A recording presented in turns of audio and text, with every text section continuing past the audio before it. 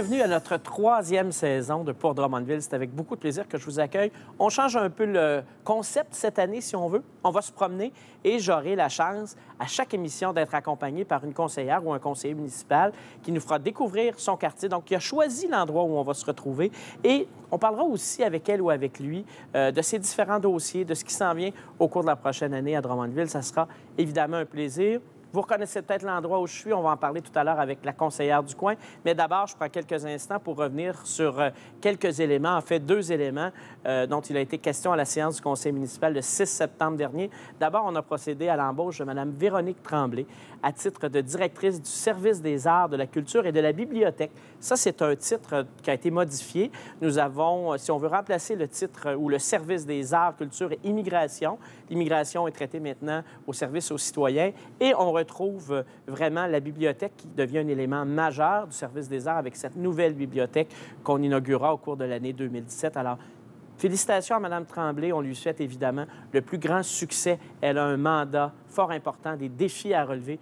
Elle a toute la confiance du conseil municipal. Nous avons également profité de cette séance pour adopter une entente de principe avec la municipalité de Saint-Cyril de Wendover pour une desserte en eau potable. C'est une excellente nouvelle pour les gens de Saint-Cyril parce qu'ils pourront profiter d'une eau de très grande qualité. Mais c'est aussi une bonne nouvelle pour les gens de Drummondville puisque, je le répète souvent, plus on est à se partager les coûts, moins ça coûte cher. Alors, un partenaire supplémentaire après Saint-Majorique, Saint-Germain, voici que Saint-Cyril se joint au groupe. Et c'est donc une bonne nouvelle pour les populations de ces différentes municipalités. Bienvenue aux gens de Saint-Cyril. Le tout se mettra en place au cours des prochains mois parce qu'il faut évidemment convenir du déroulement des travaux. Saint-Cyril doit obtenir des emprunts, adopter différentes résolutions.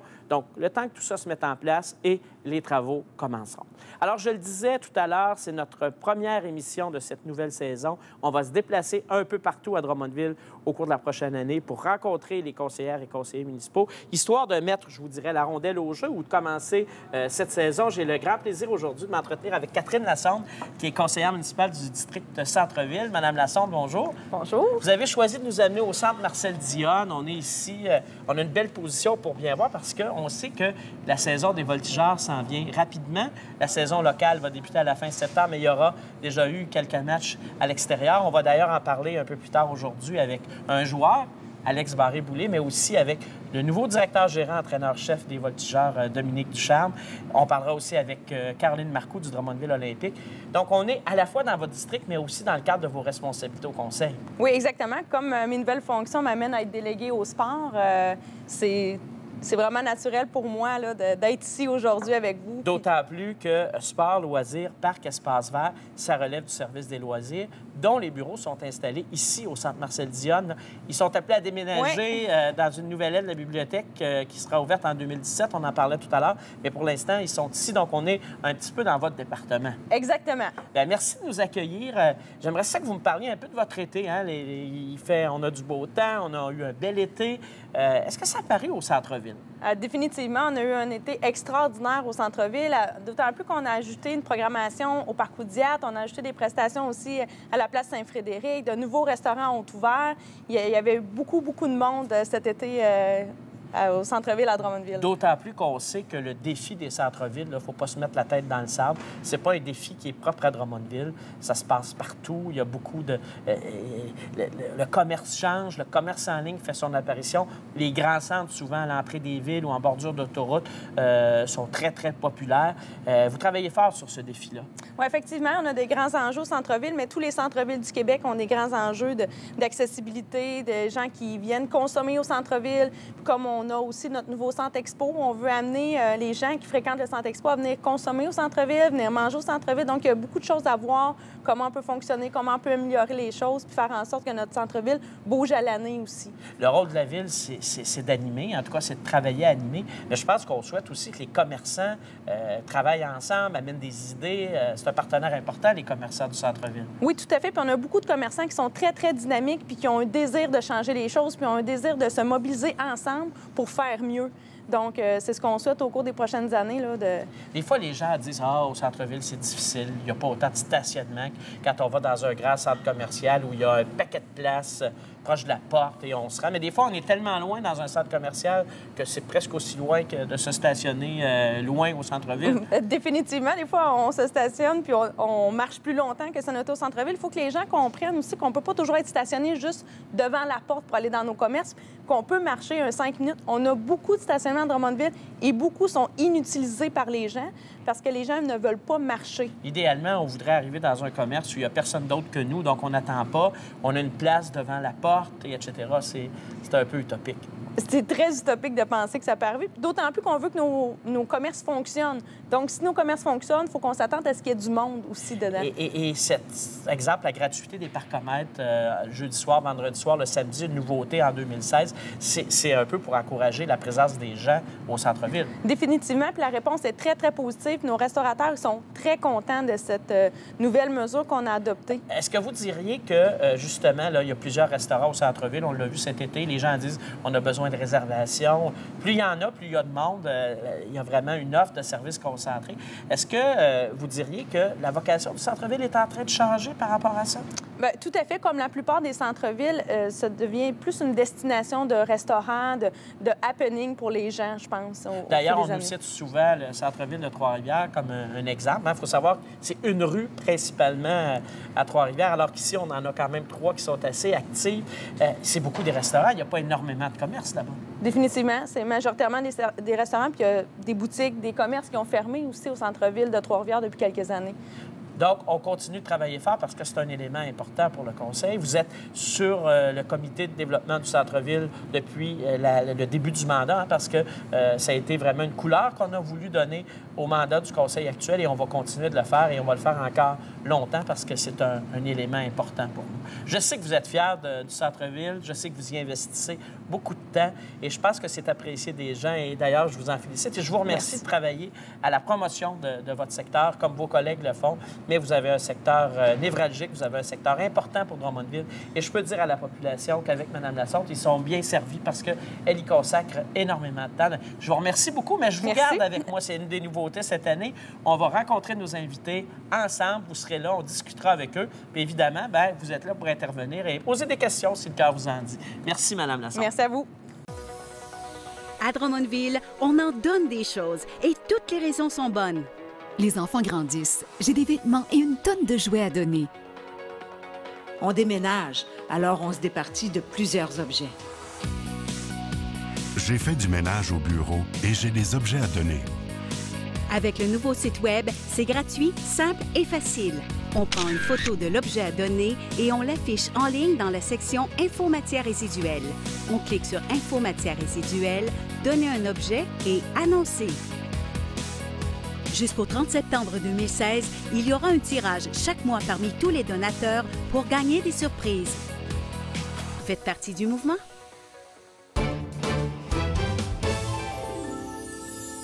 On parlait, Mme Lassonde et moi, il y a quelques instants, de l'importance du sport, du loisir à Drummondville. Un organisme incontournable dans le domaine du sport amateur, c'est le Drummondville Olympique. J'en accueille la directrice générale, Caroline Marcoux. Bonjour, Mme Marcoux. Bonjour, M. Cusson. Vous retrouvez en terrain connu ici. Hein? On vous croise pendant le tournoi Midget. Vous êtes impliqué. C'est le Drummondville Olympique qui gère aussi la concession alimentaire ici au centre Marcel Dionne. Puis, on chapeaute le tournoi Midget, mais avec son conseil d'administration qui est quand même rattaché. C'est bien. Alors là, dites-moi, parce qu'on connaît ça, le Drummondville Olympique, mais des fois, on ne sait pas exactement quelles sont toutes vos responsabilités parce que c'est important. Alors, je vous dirais, le Drummondville Olympique, là, ça fait quoi pour les Drummondvillois? En fait, bien, les parents, papa, maman, sont habitués de venir au Drummondville Olympique inscrire leurs enfants. À prime abord, pour eux, le DO, c'est ça. Le Drummondville Olympique gère, supporte, s'acquiesce de toutes les tâches administratives des 27 organismes sportifs. Donc, ça veut dire que les bénévoles n'ont pas à s'occuper de tout ce qui est comptabilité, service de paie. On est là les supporter dans les événements, la gestion des événements. C'est large. On traite beaucoup d'événements. Mais 27 associations. Est-ce que vous êtes membre, vous, Mme Lassonde, avec vos enfants, votre famille, de ces 27 associations? Pas des 27, mais de plusieurs. Donc, est-ce qu'il y a des sports inusités dans ça, des associations qu'on ne pourrait pas imaginer qui sont au Drummondville Olympique? Bien, les dernières entrées, on parle de Vélocité, Trio Max, la nouvelle association de la crosse qui vient faire son arrivée. Donc, c'est des choses encore méconnues. Mais oui, 27. Dans les 10 dernières années, on a accueilli 18 nouvelles organismes sportifs. Trio Max, ça, je sais que vous êtes là-dedans. Oui. C'est bon, ça. Et donc, il y a des défis particuliers qui se présentent à vous pour la prochaine année? Oui, bien, le grand défi qui s'en vient, comme vous avez mentionné tout à l'heure, qu'est-ce que le Drummondville olympique? C'est de le faire connaître exactement, plus particulièrement à la population. Et aussi, en janvier, le Drummondville olympique va fêter ses 45 ans d'existence. Ah, donc, mon Dieu. un organisme jamais unique. donné cet âge-là, vous le faites pas du tout. Ah, bien, merci, c'est très gentil. Mais bon, oui, fait qu'on va essayer, suite à une réunion récente avec les administrateurs, on veut démystifier, faire connaître aux gens, puis essayer d'être plus présent au travers de la population. Donc, quand vous dites, là, faire connaître le Drummondville olympique, tout ça, parce que les gens, au fond, ils vont chez vous, ils font les inscriptions, mais c'est quand même une belle équipe. Vous avez parlé des administrateurs, mais il y a des employés. Combien vous êtes d'employés? D'employés permanents à la tâche à tous les jours, on est 8. À ça, ça indexe des employés à temps partiel, mais on est vraiment 8 permanents. Et oui, vous le dites, vous avez trouvé le mot juste, c'est un travail d'équipe. On nous voit souvent dans les événements, mais c'est une équipe. Donc, il y a des gens qui travaillent au niveau des finances, tout Oui, ça, qui soutiennent à la comptabilité. les inscriptions. J'imagine que ça occupe par période, là, de façon assez importante. Par période. Par contre, ce qu'il faut comprendre, c'est que maintenant, le sport, c'est une roue annuelle. Les sports ne sont plus sur une période de 4-5 mois. Ça roule 12 mois par année. Mais oui, il y a des périodes massives qui sont comme actuellement, en ce moment. Là. Nos guichets sont fort occupés, nos téléphones aussi. Si je vous demandais les 2-3 associations dans lesquelles il y a le plus de membres qui sont chez vous, là, les sports les plus pratiqués chez nous à Drummondville? Ça serait forcément, bon, l'association de hockey mineur, l'association de soccer et là, c'est peut-être là le roulement de tambour. Là, on parle... Attendez, dites-le oui. pas, Madame Lassonde, je vous le donne en miel, essayez donc. J'opterais probablement pour la gymnastique.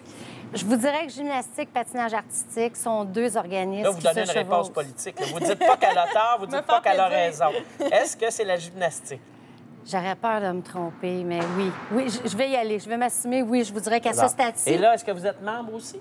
Non, plus maintenant. OK, mais votre fille, peut-être? Elle a été membre. Ah, ben voilà. Parce qu'on sait que c'est pas pour rien qu'on lui a demandé de travailler au niveau des sports, Madame Lassonde. D'autres événements, bon, vous avez parlé du 45e. Est-ce qu'il y a des moments forts dans l'année, là, en dehors des inscriptions? Oui. Bien, entre autres, les prochains mois qui s'en viennent vont être une année pour Drummondville en termes de compétition sportive qui va être très, très, très achalandée. Un nouvel événement aussi qui verra le jour très bientôt, qu'on annoncera très bientôt, un nouvel événement qu'on va mettre sur pied à Drummondville. Ça va être une première. Mais Je pense que vous aurez même un invité du pôle Nord pour cette activité-là. Est-ce que je me trompe? Vous avez des bons informateurs, M. Cusson. Ah, mais parfait. il est possible. C'est possible que vous ayez des invités du pôle Nord. En tout cas, moi, je pense particulièrement à la Fête des Étoiles, évidemment. Évidemment, mais oui, il y aura beaucoup d'événements, ne serait-ce que des tournois de hockey, compétitions de gymnastique, natation, de nage synchronisé aussi. On a des beaux événements que nos organismes ont eu de confirmer de par leur fédération. Donc, ça va être très intéressant dans les prochains mois. Il se fait tout un travail au niveau des clubs sportifs. On sait que vous êtes là pour les appuyer. Il y a beaucoup de bénévolat dans le monde du sport et j'en profite pour remercier ces gens-là. Là, on est comme dans la tête des gens avec la rentrée scolaire, tout ça qui s'est déroulé il y a quelques semaines. On est vraiment là, dans une nouvelle année. J'en profite pour remercier ces gens-là qui s'impliquent beaucoup à Drummondville, qui permettent au sport d'être vivant, aux jeunes de s'impliquer, aux jeunes de vivre leur passion. Et ça, c'est très, très important. Et merci beaucoup au Drummondville olympique d'être là pour les appuyer, d'être là pour leur donner des conseils, leur permettre de toujours faire mieux pour nos jeunes. C'est très, très important. Merci beaucoup, Mme Marcoux. Ça fait plaisir. Merci à vous. On parlait, Mme Lassonde, du coup d'envoi bientôt, prochain, de la saison des voltigeurs. Je sais que votre fils, Zachary, est un fan de hockey, un fan des voltigeurs. Est-ce qu'il y a un joueur préféré? Oui, bien, en fait, il y en a plusieurs qui aiment, mais vraiment, son préféré ces temps-ci, c'est Alex Barré-Boulet. Alex, c'est un des bons pointeurs de l'équipe, encore 35 buts l'année passée. Le numéro 19 des voltigeurs, on l'accueille, Alex. Tout un hasard quand même, mais c'est vrai, elle me l'avait dit avant. Alex, la saison s'en vient à grands pas. Oui, j'ai hâte. Et là, pour toi, c'est spécial parce qu'au moment où est diffusée l'émission, là, dans quelques heures à peine, tu quittes pour Los Angeles pour un camp professionnel. C'est une expérience particulière. Parle-nous là, de comment tu vois ça. Oui, bien, je l'ai su, en fait, à peu près 3 semaines, 1 mois, que je partirais pour Los Angeles. J'étais super content. Là, je me prépare physiquement et mentalement. Là, j'ai un de mes amis qui est à Saint-Louis. Donc, je demande comment que ça se passe avec les pros puis tout. Puis j'essaie d'avoir un peu des trucs. Évidemment, nous, comme partisans des voltigeurs, on souhaite que tu reviennes le plus rapidement possible à Drummondville. C'est probablement pas ce que tu souhaites, toi, de ton côté. C'est ça, j'espère. Avoir un bon camp des recrues puis me rendre jusqu'au camp principal avec les pros. C'est sûr, peu importe ce qui va arriver, c'est une expérience incroyable, peu importe si je coupais ou pas de bonheur, mais j'espère faire le plus longtemps possible. Comme le match d'ouverture est le 30 septembre, ici à Drummondville, vous aurez joué à Gatineau et Québec avant ça. On a quand même des bonnes chances de t'avoir avec nous pour, je dirais, enflammer le centre Marcel Dionne. Oui, je devrais être présent pour le match d'ouverture, je pense. C'est quand même assez tard dans la saison cette année. D'habitude, on commençait toujours ici, mais là, c'est plus tard. Fait que d'après moi, je vais être de retour. Il y a beaucoup de nouveautés cette année chez les Voltigeurs, tant au niveau de l'administration qu'au niveau des joueurs. Comment on vit ce changement d'ambiance-là quand on est là pour une 3e année? J'ai presque un nouveau départ, finalement. Oui, c'est sûr qu'il faut que tu arrives au camp et que tu fasses ta place. Ton nouveau coach, il t'a vu jouer sur la glace l'an passé, mais vu qu'il était dans les Maritimes, on n'a pas joué souvent contre eux autres. Donc, il faut que tu fasses ta place, il faut que tu arrives au camp avec un esprit ouvert, des nouvelles idées, des nouveaux joueurs. C'est une bonne... comment je pourrais dire ça? C'est une bonne... J'en perds mes mots. C'est un bon défi. Oui, c'est ça, c'est un bon défi. On a hâte de voir ce que ça va donner durant la saison. À date, on est super contents, les entraînements. Les gars, ils ont du fun dans la chambre. Je sens qu'on va avoir une bonne année et une bonne esprit d'équipe. Tu es originaire de Montmagny. Moi, je dis toujours partout où je passe que toutes les villes du Québec sont la banlieue de Drummondville. Pour toi, quand tu arrives ici à Drummondville, qu'est-ce qui te frappe? Qu'est-ce que tu aimes de Drummondville? Réussis-tu à t'impliquer dans le milieu après 3 ans, rencontrer des gens? Comment tu vis ta vie de Drummondvillois d'adoption? Après 3 ans, c'est sûr que j'ai rencontré du monde à l'école. Je me suis fait quelques amis. C'est sûr qu'on traîne souvent ensemble en équipe, mais c'est le fun d'aller manger au restaurant avec les gars. L'été, le festival de la poutine, on a eu la chance d'y aller un peu. Puis si je te posais la question, ta place préférée à Drummondville, ce que tu aimes le plus, où tu te retrouves et tu es le plus heureux, c'est où? Le restaurant l'Odyssée. Moi, je pensais que c'était au centre Marcel Dionne, mais c'est une excellente réponse. Mais surtout, bonne saison. Oui, c'est ça. Je blague un peu. Excellente saison. On va être là. Je pense que les Drummondvillois ont hâte que la saison recommence. Ils vont être là en grand nombre. On est derrière vous. Une très, très bonne saison. Merci d'avoir pris le temps de nous rencontrer aujourd'hui et bonne chance à Los Angeles. Merci, ça fait plaisir. J'ai envie de vous donner un rendez-vous. Ça vous tente un rendez-vous avec moi, mais aussi avec plein de jeunes virtuoses, de jeunes musiciens passionnés? Bien, c'est le 25 septembre, 14 h, en plein après-midi. Vous venez à la Maison des Arts des Jardins de Drummondville. On est là, nous, dans la salle. Eux, les virtuoses, sont sur scène, ils jouent, ils vont nous envoûter, nous faire rêver avec leur musique incroyable. En fait, tous ces jeunes-là arrivent avec, évidemment, le programme Opus Jeunes Virtuoses et seront là pour nous faire découvrir, dans certains cas, ou redécouvrir dans d'autres, toute la passion que ces jeunes-là ont sur la musique classique. Ils sont chanteurs lyriques, ils sont musiciens de toutes sortes d'instruments, mais vous autres, vous êtes là dans la salle pour les encourager. Ils ont tous moins de 25 ans et jouent déjà depuis très longtemps et se pratiquent, sont passionnés, sont incroyables à entendre. Je vous donne rendez-vous, là, je le redis, là, 25 septembre, 14 h ici, Maison des Arts des Jardins à Drummondville.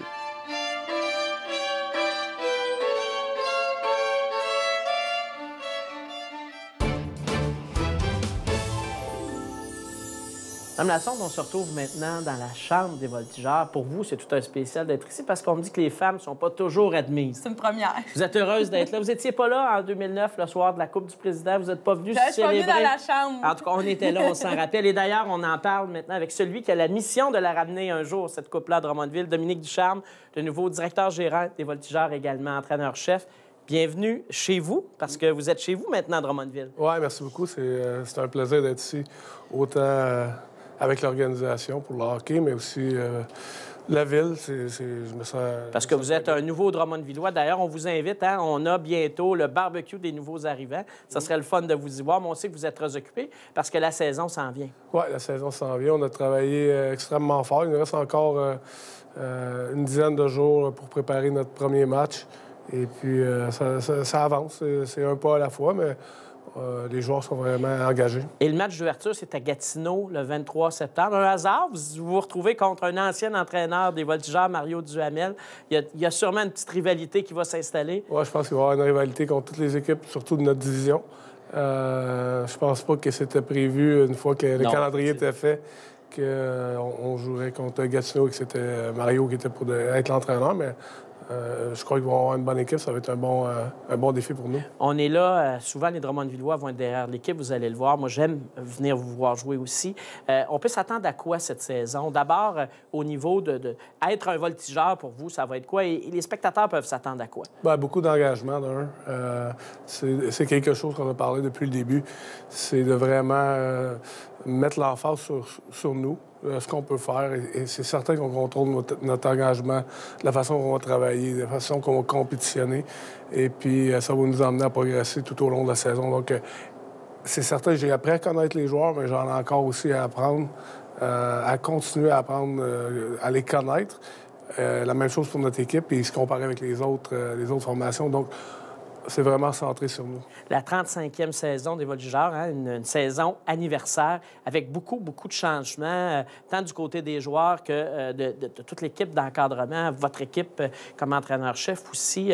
Vous voyez ça comment, là, un changement aussi profond dans une organisation? Ouais, c'est un nouveau départ. L'organisation des Voltigeurs a une belle histoire derrière eux. Et puis nous, on regarde vers l'avant, on veut écrire notre partie de l'histoire. C'est un nouveau départ, on l'a dit, et puis on regarde en avant. Peut-être pour le bénéfice de nos téléspectateurs qui suivent un petit peu moins le hockey, tout ça, vos expériences au cours des dernières années, donc vous nous arrivez quand même d'un poste d'entraîneur-chef.